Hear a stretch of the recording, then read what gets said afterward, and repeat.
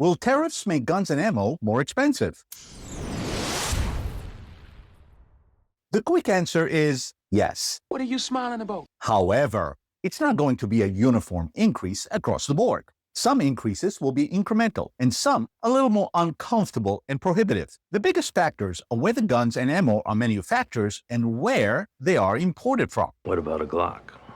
For example, Glock is an Austrian brand, but its main manufacturing facility is in the state of Georgia. So Glocks assembled in Georgia will not be hit with tariffs, but Glocks assembled in Austria will be hit with a 20% tariff. Smith & Wesson and Daniel Defense manufacture only in the US, so no tariffs except for the ones imposed on the materials used to make the guns, such as steel, aluminum, etc. Springfield Armory makes some of their guns in the US, so no tariffs, and some in Croatia.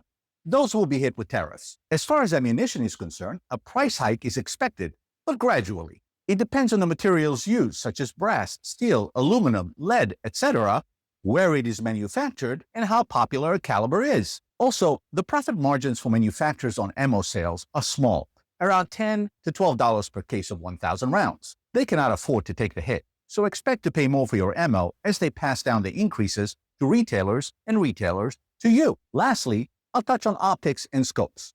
Most of the popular ones are manufactured in China, which has some of the most punitive tariff rates.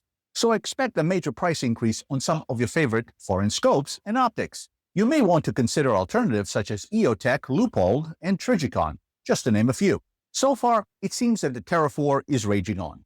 We don't know if the tariffs will be negotiated down, remain in place, or fade away. I suspect we will not know the final outcome and consequence for a few months at least. Are you serious? However, the tariffs currently in place will likely cause price increases. So if you're in the market for a firearm, you may want to focus on the ones assembled in the US. Otherwise, don't drag your feet on that foreign-made one. If you're a casual and occasional shooter, it may not make much of a difference if you're just buying a box of ammunition here and there when you go to the range. However, if you're serious about your training and practice regularly, I recommend, if you can afford it, to buy some extra at current prices so you can maintain your training routine and skills until the tariff picture is clearer.